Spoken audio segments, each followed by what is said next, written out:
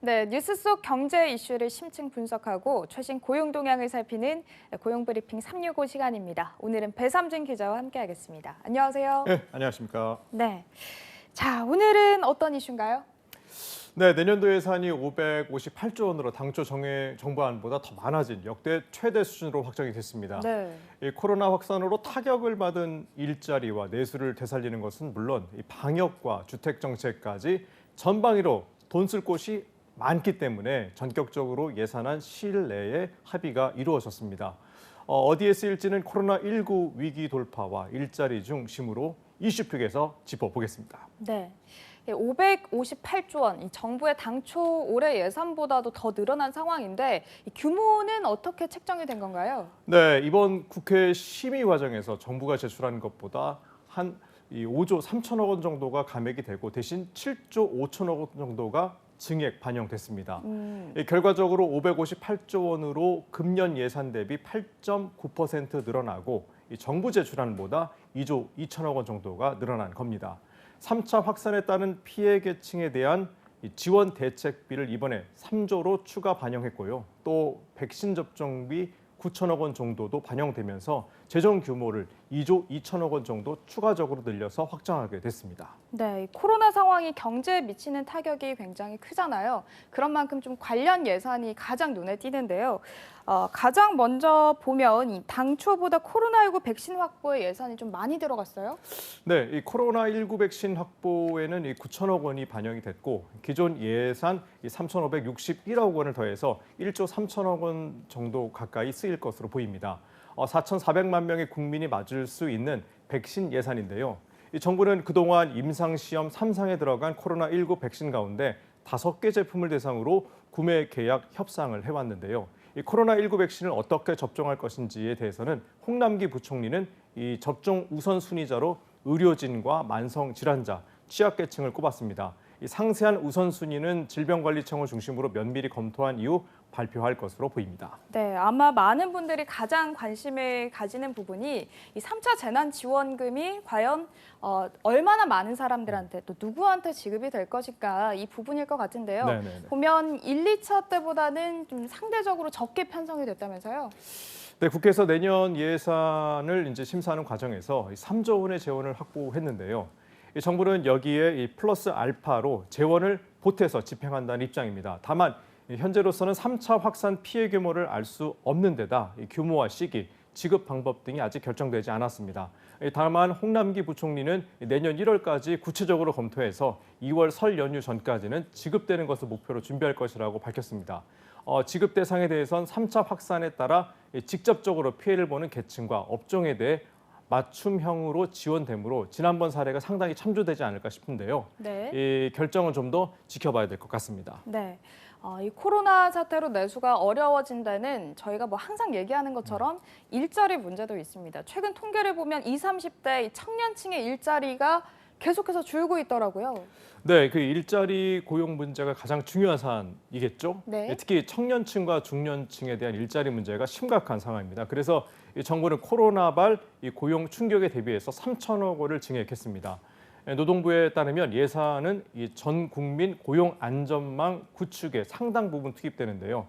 우선 국민 취업 지원 제도에 8,280억 원이 편성됐습니다. 국민 취업 지원 제도는 이 고용 안전망에서 벗어나 있는 저소득, 근로빈곤층, 청년 40만 명을 대상으로 월 50만 원씩 최대 6개월 지원되는 제도입니다. 구직 촉진 수당 지원 요건에 해당되지 않는 이 취약계층 19만 명을 대상으로 하는 이 취업 지원 서비스에도 3,270억 원이 투입됩니다. 네, 또 코로나 이후에 많은 기업들도 현재 힘든 상황이어서 근로자 입장에서도 그렇고 기업 입장에서도 그렇고 좀 서로 노력을 해야 될 것 같거든요. 네. 이 부분은 좀 어떤가요? 네, 이 고용 유지를 위해서 일자리를 지키고자 하는 노사의 노력을 뒷받침하기 위해서 고용 유지 지원금 1조 3,728억 원이 편성됐습니다. 고용 유지 지원금은 이 경영난을 겪는 이 사업주가 감원 대신 유급 휴업이나 휴직으로 고용을 유지하면 정부가 인건비 일부를 지원하는 제도입니다. 그리고 새로운 일자리도 필요하겠죠. 그래서 디지털과 신기술 인력 양성 등 이 사람 투자에도 확대 투입됩니다. 혁신적인 기업과 대학 등을 통해 신기술 분야 미래형 핵심 실무 인재 18만 명 양성을 위해서도 이 1,390억 원을 투입한다는 계획입니다. 네. 방금 말씀하신 이 고용유지 지원금이 굉장히 많은 도움이 된다라는 이야기들이 있는데, 그런데 저희가 항상 좀 아쉬운 부분이 항상 보면 이 사각지대가 발생한다는 점이잖아요. 네, 그래서 이제 하청 영세기업 노동자 등 취약계층이 고용유지 지원금 혜택에서 소외되지 않도록 제도 개선을 추진 중에 있습니다. 그동안 하청 노동자들은 이 요건 충족이 어려운 사각지대에 있었다는 지적이 많았는데요. 그래서 노동부는 원청 사업주가 이 요건을 충족하면 해당 사업장 하청 노동자에 대해서도 요건 충족 없이도 지원금을 지급하는 방안을 검토하고 있습니다. 이와 함께 노동부는 10인 미만 사업장 노동자도 이 지급 대상에 포함하는 방안을 마련해 법 개정을 거쳐 내년 1월부터 시행할 방침입니다. 네, 그리고 또 코로나19 이후에 계속해서 문제가 제기됐던 부분 중에 하나가 바로 영유아 보육이나 이 돌봄 부담이 굉장히 크다, 이 부분이었는데 이 부분 관련해서 예산은 어떻게 쓰이고 있나요? 네, 이 아동 돌봄 서비스 지원 등에는 총 96억 원이 편성이 됐습니다. 아동 돌봄 서비스 지원 시간이 이제 올해 연 720시간이었는데 내년에는 840시간으로 늘어나고 지원 비율도 소폭 확대되는 데 따른 건데요. 특히 저소득층 한부모 가족, 장애 부모, 또 장애 아동은 정부 지원 비율을 5%포인트 상향해서 자녀 양육의 경제적 부담을 낮췄습니다. 또 한부모 가족, 또 자녀 양육비 지원 등에도 총 540여억 원이 편성이 됐습니다. 지난 4월 한부모 가족 지원법 개정에 따른 것으로 내년 5월부터 생계급여를 지원받는 한부모 자녀에게는 월 10만 원의 아동 양육비도 지급이 됩니다. 네, 일단 이 코로나 3차 유행의 충격이 2차보다 클 거다, 이런 전망이 나오고 있는데 지금 어쨌든 예산안도 대폭 확대가 됐잖아요. 네. 경기 회복 이런 상황에서도 좀 어려울 거라 보시는지요? 네, 이 코로나 재확산의 이제 4분기 경제 불확실성은 더 커진 상황이죠. 이 OECD가 이제 지난 1일 올해에 대한 이제 세계 경제 최종 전망을 내놨는데 우리나라는 2020년에 경제 성장률이 마이너스 1.1% 수준일 걸로 전망됐습니다. 코로나라는 이 비상 상황에 비춰보면 우리나라가 올해 OECD 회원국 가운데서는 그나마 가장 나은 편입니다. G20 국가들 중에서 이 올 초 이후로 이제 회복 속도가 가장 빠른 중국 다음으로 두 번째인데요. 우리나라는 OECD 보고서도 따로 언급했는데 네. 회원국들 중에서 이제 올해 코로나19로 인한 경제적 위축이 가장 적을 나라로 보인다고 이제 분석을 하고 있습니다. 물론 이런 전망의 전제 조건은 코로나 백신과 이제 치료제가 내년 말까지 전 세계에 광범위하게 보급된다는 걸 전제로 했다는 얘기인데요. 이 전제대로 되기 위해서는 많은 노력이 필요한 상황입니다. 네, 이 백신과 치료제를 하루빨리 확보하기 위해서 우리 정부도 굉장히 애를 쓰고 있잖아요. 그런 만큼 우리 국민들은 좀 개인 차원에서 방역에 힘써 주시면 대단히 감사하겠습니다. 자, 다음은 유용한 경제 용어만을 쏙쏙 골라 소개하는 뉴워드 시간이죠. 자, 오늘은 어떤 단어인가요?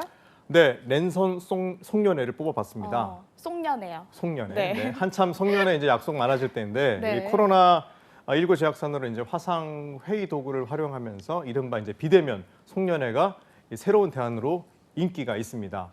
회식 장소는 이제 각자의 집 또는 준비한 음식을 먹으면서 편안하게 대화를 하는 건데요. 이 화상 회의 장비를 이용해서 비대면으로 회식을 하는 겁니다. 이 감염 우려로 실제 이제 상당수 기업들이 송년회를 축소하거나 아예 취소하고 있다고 하는데요. 이 송년회 예산으로 이 간소한 선물을 준비하거나 이 비대면 프로그램으로 대체하려는 움직임이 일고 있다고 합니다. 네, 코로나19가 이렇게 연말 풍경도 바꾸고 있습니다. 폐쇄된 실내 공간에 함께 모일 경우에는 여러분들도 당연히 알고 계시겠지만 집단 감염 노출 우려가 굉장히 크겠죠. 그런 만큼 이제 모두의 안전을 지킬 수 있는 배 기자가 얘기해준 이런 슬기로운 랜선 송년회를 한번 가져보는 건 어떨까 싶습니다. 배삼진 기자와 함께했습니다. 고맙습니다. 네, 지금까지 고용브리핑 365였습니다.